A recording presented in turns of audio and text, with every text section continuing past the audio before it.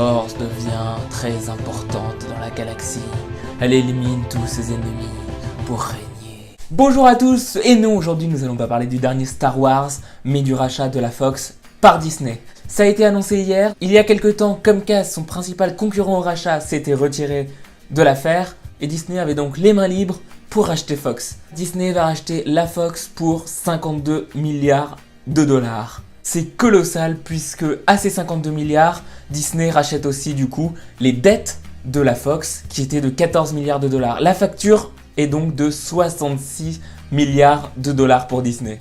Rien que ça. Il faut encore que la transaction soit acceptée par les services antitrust des États-Unis. En cas de pouvoir trop important d'une entreprise, les autorités peuvent refuser une fusion.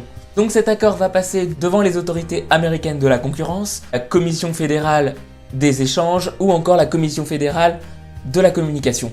C'est pas forcément gagné. L'année dernière, la Commission fédérale avait refusé une fusion entre un opérateur téléphonique et Warner. Et là, si la fusion se fait, ça ferait une énorme entreprise à Hollywood, puisque la Fox, c'est 12% des parts de marché du secteur, et Disney, c'est 18% du marché. 30%, un tiers du marché américain de production de films appartiendrait à Disney. Ce serait en quelque sorte un géant comme il n'y en a jamais eu à Hollywood.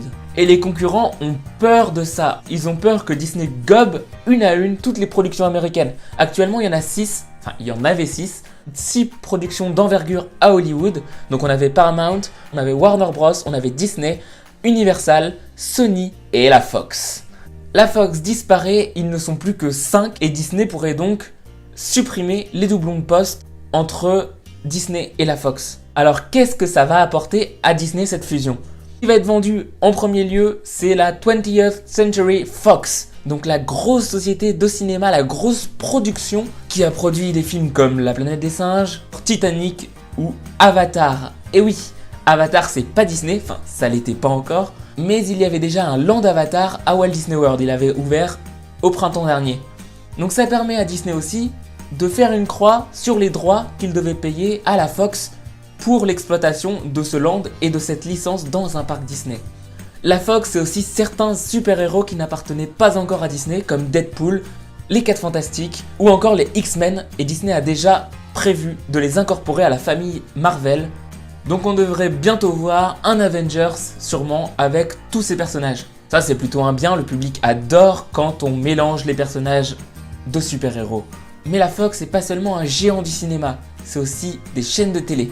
Disney va donc récupérer les chaînes du bouquet Sky, mais aussi du coup beaucoup de talk shows, de TV shows, de films télé, puisque c'était Fox qui gérait un peu tout ça. Il y aura une scission en deux de la Fox, et la famille du créateur de la Fox, Murdoch, gardera notamment quelques chaînes de télé comme Fox News ou Fox Sports. On en vient maintenant à un point important, Anastasia. Anastasia, c'est une princesse, donc tout le monde pensait que c'était un Disney. À chaque fois que quelqu'un vous disait que c'était une princesse Disney, vous vous offusquiez en disant que ça n'était pas une. Maintenant, vous allez pouvoir le dire tranquille, c'est une princesse Disney. Alors, il faut savoir que Disney était déjà valorisé à plus de 180 milliards de dollars. Et qu'il y avait une rumeur selon laquelle Apple serait en train d'amasser 200 milliards de dollars pour effectuer la plus grosse opération de fusion de l'histoire de la finance. Et avec ce rachat, c'est plus vraiment possible, puisque Disney atteindrait les 240 milliards de dollars. Et c'est la stratégie qu'a choisi Bob Iger, donc le PDG de la Walt Disney Company, de racheter des productions, des grosses productions, pour devenir trop gros pour se faire racheter. Et là, on va arriver au point crucial de ce rachat, c'est le streaming, les sites de streaming. Disney veut concurrencer Netflix et notamment Amazon Prime. Bientôt, il y aura Google et Apple qui vont se lancer dans le streaming avec leurs propres services. Et Bob Iger avait déjà annoncé qu'un service de streaming verrait le jour, un service Disney, où il y aurait toutes les productions Disney, Pixar et tous les rachats. Et avec ce rachat de la Fox, Disney a une opportunité de rêve, elle fait d'une pierre deux coups. Puisque Disney a déjà 30% des parts dans la société de streaming Hulu. Donc Hulu, pour ceux qui ne connaissent pas, c'est une société de streaming américaine qui est disponible pour l'instant qu'aux États-Unis. Et donc ces 30% qu'elle a déjà vont s'additionner aux 30% qu'avait la Fox dans Hulu. Disney a donc 60% des parts de Hulu et devient majoritaire, elle peut en faire ce qu'elle veut. Ils n'auraient pas besoin de repartir de zéro pour créer leur service de streaming. Ils pourraient tout simplement reprendre les bases de Hulu ou alors carrément s'accaparer Hulu. Et ça reviendrait donc moins cher à Disney.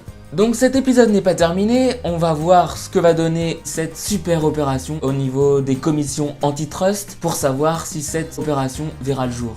Voilà, cette vidéo est maintenant terminée, j'espère qu'elle vous aura plu. N'hésitez pas à vous abonner et à lâcher un pouce bleu. N'oubliez pas que Disneyland est une boussole pour naviguer vers votre bonheur au maximum.